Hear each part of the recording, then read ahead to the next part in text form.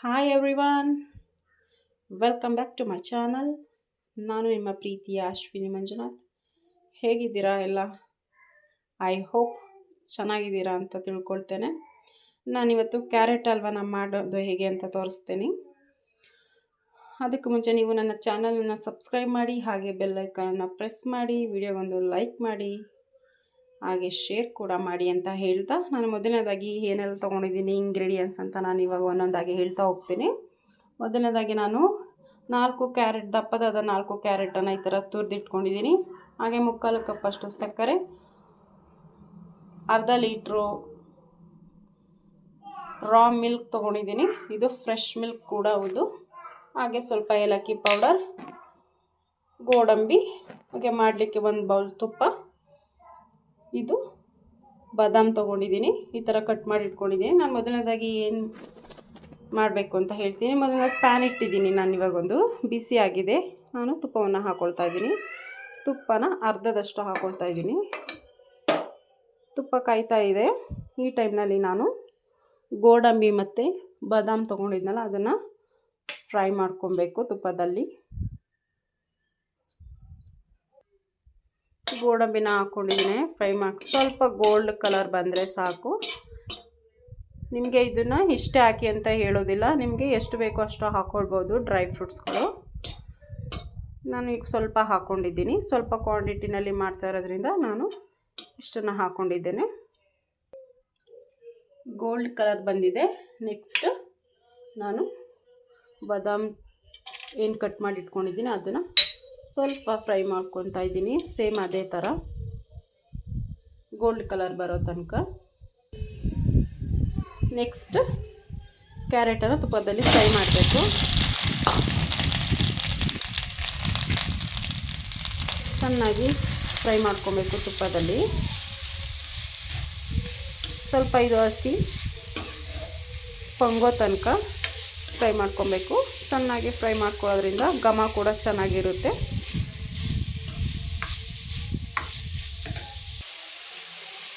ಇದು ಇವಾಗ ಫ್ರೈ ಆಗಿದೆ ತುಪ್ಪದಲ್ಲಿ ನೀಟಾಗಿ, ನೀವು ನೋಡ್ತಾ ಇರ್ಬೋದು. ನೆಕ್ಸ್ಟ್ ನಾನು ಮಿಲ್ಕ್ ಹಾಕ್ಕೊಳ್ತಾ ಇದ್ದೀನಿ. ನೋಡ್ತಾ ಇರ್ಬೋದು ನೀವು, ಮಿಲ್ಕ್ ಹಾಕ್ಕೊಳ್ತಾ ಇದ್ದೀನಿ ನಾನು. ಮಿಲ್ಕ್ ಹಾಕಿದ್ಮೇಲೆ ನಾವು ಲಿಡ್ಡನ್ನು ಕ್ಲೋಸ್ ಮಾಡಿ ಮೀಡಿಯಮ್ ಫ್ಲೇಮಲ್ಲಿ ಇಟ್ಟು ಒಂದು 10 ನಿಮಿಷ ಬೇಯಿಸ್ಕೊಬೇಕಾಗುತ್ತೆ. ನಾನು ಈ ಹಲ್ವಾ ಮಾಡಲಿಕ್ಕೆ ನಾನ್ ಸ್ಟಿಕ್ ಪ್ಯಾನನ್ನು ಯೂಸ್ ಮಾಡಿದ್ದೇನೆ.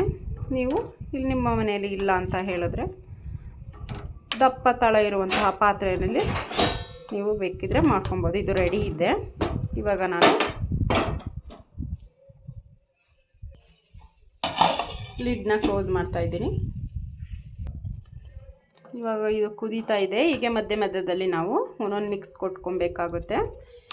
ಏನು ಹಾಲು ಹಾಕಿದ್ದೀವಿ ನಾವು, ಅದು ಫುಲ್ಲು ಈ ಕ್ಯಾರೆಟ್ ಅದರಲ್ಲೇ ಬಾಯ್ಲ್ ಆಗಬೇಕು ಚೆನ್ನಾಗಿ, ಸಾಫ್ಟಾಗಿ. ಇದಾಗಲಿಕ್ಕೆ ಸ್ವಲ್ಪ ಟೈಮ್ ಹಿಡಿಯುತ್ತೆ. ನಾವೆಷ್ಟು ತಾಳ್ಮೆಯಿಂದ ಏನೇ ಮಾಡಿದ್ರೂ, ಕೆಲಸನಾಗಲಿ, ಒಂದು ಅಡುಗೆನಾಗಲಿ, ಏನೇ ಒಂದು ಸ್ವೀಟ್ ಆಗಲಿ, ಏನೇ ಮಾಡಿದ್ರೂ ನಾವು ತಾಳ್ಮೆಯಿಂದ ನಿಧಾನದಿಂದ ಮಾಡಿದಷ್ಟು ನಮಗೆ ಅದು ಚೆನ್ನಾಗಿ ರಿಸಲ್ಟ್ನ ಕೊಡುತ್ತೆ. ಹಾಗೆ ಮಾಡೋ ವಿಧಾನ ಕೂಡ ಅಷ್ಟೇ ಇಂಪಾರ್ಟೆಂಟ್. ನಾನು ಇವಾಗ ಲಿಡ್ನ ಕ್ಲೋಸ್ ಮಾಡಿ 5 ನಿಮಿಷ ಮಧ್ಯಮ ಉರಿನಲ್ಲಿ ಇಟ್ಟು ಬೇಯಿಸ್ಕೊಳ್ತಾ ಇದ್ದೀನಿ. ಇದು ಆಗಿದೆ ಇವಾಗ ನೋಡಿ. ಹಾಲೆಲ್ಲ ಚೆನ್ನಾಗಿ ಕ್ಯಾರೆಟ್ಗೆ ಇಟ್ಕೊಂಡಿದೆ. ಕ್ಯಾರೆಟ್ ಕೂಡ ತುಂಬ ಸಾಫ್ಟಾಗಿ ಬೆಂದಿದೆ. ಈ ಟೈಮ್ನಲ್ಲಿ ನಾನು ಸಕ್ಕರೆನ ಆ್ಯಡ್ ಮಾಡ್ಕೊಳ್ತಾ ಇದ್ದೀನಿ. ಸಕ್ಕರೆನೂ ಅಷ್ಟೇ ಸೇಮ್ ಈಗ ಕ್ಯಾರೆಟ್ಗೆ ಹೊಂದ್ಕೊಳ್ಳೋ ತನಕ ನೀಟಾಗಿ ನಾವು ಇದನ್ನು ಫ್ರೈ ಮಾಡ್ಕೋಬೇಕು. ಜೊತೆಯಲ್ಲೇ ನಾನು ಇವಾಗಲೇ ಎಲ್ಲ ಲಾಸ್ಟಲ್ಲಿ ಹಾಕ್ತಾರೆ, ನಾನು ಇವಾಗಲೇ ಹಾಕ್ತಾಯಿದ್ದೀನಿ. ಯಾಕೆಂದರೆ ಇನ್ನೂ ಚೆನ್ನಾಗಿರುತ್ತೆ ಫ್ಲೇವರ್, ಅದಕ್ಕೋಸ್ಕರ ಏಲಕ್ಕಿ ಪುಡಿ ಹಾಕ್ಕೊಳ್ತಾ ಇದ್ದೀನಿ.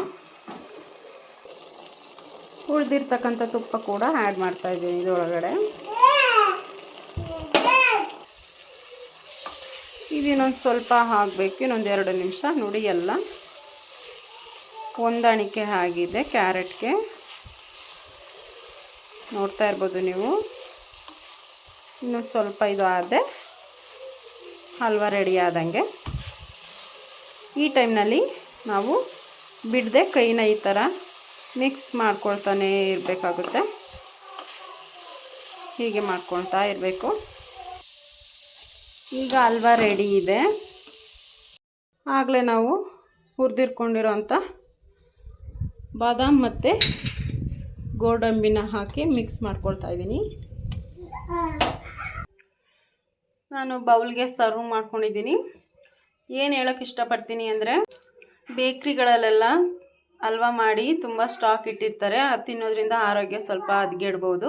ಹಾಗಾಗಿ ಫ್ರೆಶ್ಶಾಗಿ ಈ ಥರ ಮಾಡ್ಕೊಂಡು ತಿನ್ನೋದ್ರಿಂದ ಆರೋಗ್ಯ ಕೂಡ ಚೆನ್ನಾಗಿರುತ್ತೆ ಅಂತ ನಾನು ಇವತ್ತಿನ ವಿಡಿಯೋದಲ್ಲಿ ಹೇಳಲಿಕ್ಕೆ ಇಷ್ಟಪಡ್ತೀನಿ. ನೀವು ಇದೇ ಥರ ಮನೆಯಲ್ಲಿ ಮಾಡ್ಕೊಂಡು ತಿನ್ನಿ ಫ್ರೆಂಡ್ಸ್. ನೆಕ್ಸ್ಟ್ ವಿಡಿಯೋದಲ್ಲಿ ಸಿಗ್ತೀನಿ. ಅಲ್ಲಿ ತನಕ ಬಾಯ್ ಫ್ರೆಂಡ್ಸ್.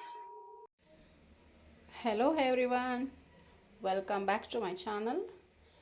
ನಾನು ನಿಮ್ಮ ಪ್ರೀತಿಯ ಅಶ್ವಿನಿ ಮಂಜುನಾಥ್. ಹೇಗಿದ್ದೀರಾ ಫ್ರೆಂಡ್ಸ್? ಐ ಹೋಪ್ ಚೆನ್ನಾಗಿದ್ದೀರಾ ಅಂತ ತಿಳ್ಕೊಳ್ತೇನೆ. ನಾನಿವತ್ತು